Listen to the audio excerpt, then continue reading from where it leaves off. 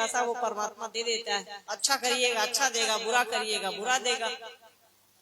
पर गुरु अगर है आपके और हमारे तो वो सापेक्ष हैं, मतलब साथ शिष्य के साथ गुरु होते हैं। तो शिष्य की अच्छाई और शिष्य की बुराई दोनों गुरु से प्रभावित होती है। गुरु अच्छे हैं तो आप और अच्छा करेंगे, गुरु अगर खराब है तो विद्यार्थी डूब जाएगा। स्कूल अगर बढ़िया नहीं है तो अच्छा विद्यार्थी भी डाल दीजिएगा, वो बैठ जाएगा।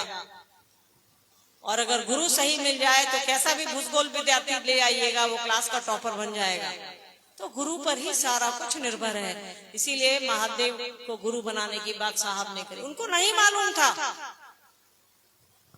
बस एक श्लोक के आधार पर उन्होंने शिव को अपना गुरु बना लिया। दादाजी एक श्लोक हमेशा माँ को, मतलब दादी को हम लोग माँ कहा करते थे, माँ को कहते थे दादी माँ को कि गुरुर ब्रह्मा गुरुर विष्णु गुरुर देवो महेश्वर गुरु साक्षात परब्रह्म तस्मै श्री गुरुवे नमः। हमेशा इनके साहब के घर में शिव की ही पूजा होती आई है। तो दादाजी दादी माँ से हमेशा कहते थे कि शिव को परमात्मा कहा क्या है। इसी गणित के आधार पर साहब ने शिव को अपना गुरु बना लिया। उनको नहीं जानकारी थी, जबकि किताबों में ये लिखा था। बाद में साहब ने जब लोगों को बताना शुरू किया अपने श्मशान के साथियों को, तब उन्होंने बताया कि हाकिम हम तो जानते ही हैं फलना फलना किताब में लिखा हुआ है। तब साहब ने उस नजरिए से किताबों को पढ़ना शुरू किया। पढ़े तो साहब सब कुछ थे, पर इस नजरिए से उन्होंने पढ़ा नहीं था। तो उन्होंने ध्यान से इन चीजों को पढ़ना शुरू किया। आध्यात्मिक किताबों को पढ़ा, धार्मिक किताबों को पढ़ा, रिसर्च बुक्स पढ़े। तब उनको लगा कि फलानी किताब में लिखा हुआ है, उपनिषद में लिखा हुआ है, पुराण में लिखा हुआ है, वेद में लिखा हुआ है, हमारे आपके महाभारत हो, मानस हो, रामचरित मानस हो, हर जगह किसी भी किताब में आप उठाइएगा तो लिखा हुआ है कि शिव गुरु हैं, जगत गुरु हैं, गुराधिपति हैं। तो बस उनको अपना इन चीजों को समझाने का एक ही उद्देश्य है कि हम आप उस गुरु को पकड़े रहें। इसके लिए हमारे आपके बीच में 3 सूत्र है, उनको करते रहिए और साहब दीदी को पकड़े रहिए, हमारी आपकी यात्रा आसान रहेगी। तो ये बैठक है, हमको और आपको मालूम है कि शिव गुरु हैं, हमारे आपके गुरु हैं, लोगों को समझाना है। आई हूँ आपसे बात करने को, नहीं तो महोत्सव नहीं कर लेती। इतना प्रेशर रहता है मुझ पर महोत्सव करने का, महोत्सव कर लेती। महोत्सव में एक दिक्कत है कि हम आए हैं, मंच पे बोलेंगे और चले जाएंगे, आपसे बात नहीं हो पाती।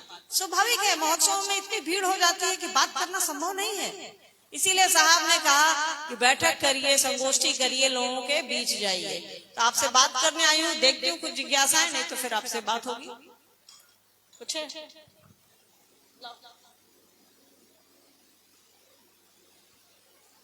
पूछिए काव्यांजलि जी, पुष्पांजलि जी। शिव गुरु की चर्चा में नाम कमाना जरूरी है या शिष्य बनना? जिज्ञासा ही है यार कि शिव गुरु चर्चा में नाम कमाना जरूरी है या शिष्य बनना। आप ही बताइए इसका उत्तर, बताइए। सब तो आपको मालूम है, खाम खा आपको बैठा दिए यार।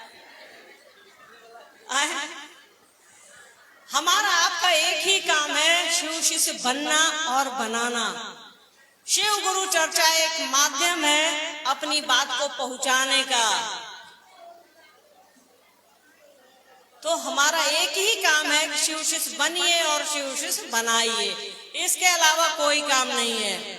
जगत में अपना जो भी काम करते हैं करिए, खेती करते हैं, हवाई जहाज चलाते हैं, ट्रेन चलाते हैं, बस चलाते हैं, घर चलाते हैं, द्वार चलाते हैं, दर्जी हैं, सिपाही हैं, मास्टर हैं, किसान हैं, खेत है, कुछ भी करते हैं, करते रहिए। जगत चलने का नाम है, जगत को जंगम कहते हैं, ये चलता रहता है। पर इसके साथ साथ अपने गुरु के सानिध्य में रहिए, साहब दीदी के सानिध्य में रहिए, शिव शिष्य बनिए और बनाइए। शिव चर्चा शिव शिष्य बनाने की विधा है। शिव चर्चा हमको और आपको एक होने की विधा है। शिव चर्चा किसी को बांटती नहीं है।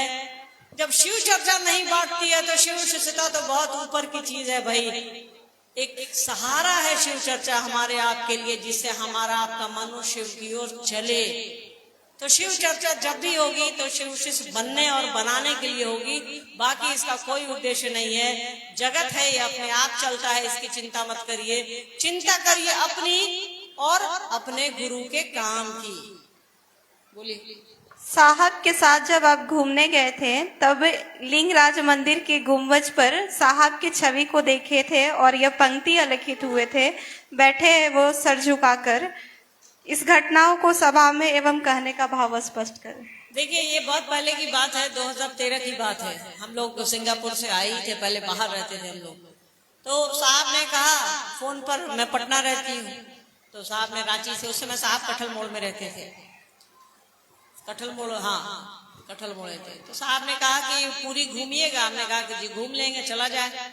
तो उसी पे हम लोग, साहब भी देखिए एक चीज ध्यान रखिएगा ना, मैं आपको मंदिर जाने के लिए कह रही है या मंदिर नहीं जाने के लिए, ये आपका विषय है। साहब और हम चूंकि इतिहास के विद्यार्थी हैं, जो भी इतिहास के विद्यार्थी यहाँ होंगे उनको मालूम है कि इतिहास में बिल्डिंग और पुराने पुराने महल और पुराने पुराने खंडहरों का पढ़ाई होता है, एक पेपर रहता है हम लोगों का, तो उससे थोड़ा लगाव है हम लोगों को। तो जो मंदिर है भुवनेश्वर में लिंगराज मंदिर, वो बहुत पुराना मंदिर है, 1400 साल पुराना मंदिर है। तो उसको देखने की इच्छा हम लोगों को हो रही थी। उस पर नक्काशी बड़ी अच्छी है, जब आप जाएंगे कभी या तस्वीरों में देखेंगे तो छोटी छोटी मूर्तियां एकदम गढ़ी हुई हैं, बहुत बढ़िया नक्काशी है। तो वो देखने की इच्छा थी, तो हम लोग गए थे। तो साहब तो बाहर रुक गए, अंदर भाभी, मैं, मोनूबाऊ, हरिका, बच्चे लोग थे, सब लोग अंदर गए। फिर हुआ कि भाभी बोली कि चलो अंदर, वो जहाँ शिवलिंग रहता है उसको गर्भगृह कहते हैं ना, तो हमने कहा कि आप जाइए, मुझे नहीं जाना। तो मैं बाहर बैठ गई मंदिर के ठीक सामने।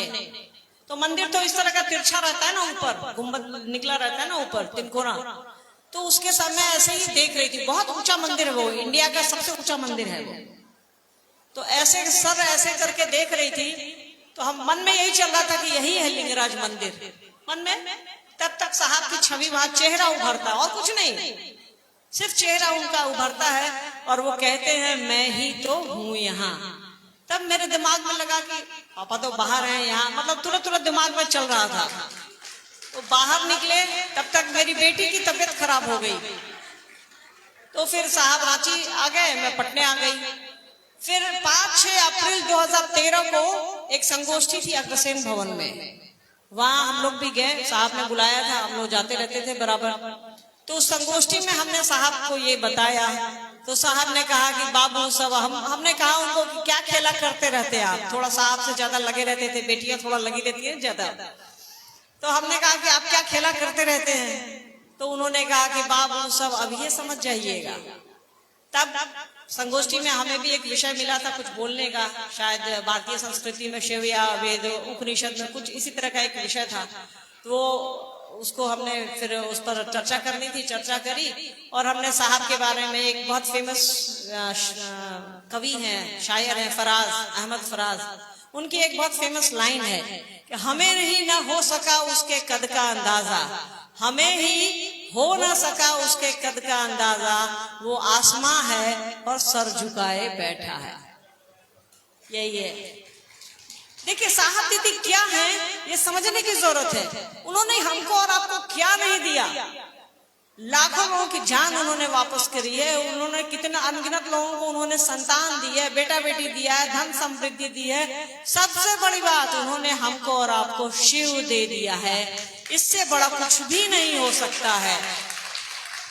उसी पर हमने कहा था कि वो आसमां है और सर झुकाए बैठा है। साहब को आप लोगों ने देखा होगा, आपके घर में भी वो आते हैं, आपके मन में तो साहब दीदी हैं ही, सिंपल सा कपड़ा पहनते हैं और बैठे रहते हैं। हम लोग तो कई बार उनको बोलते थे कि पापा शर्ट पर पान का दाग गिर गया है, वो गिर गया है, बदल लिया जाए। तो कहते थे छोड़ो ने यार, कौन हमको कौन देखेगा।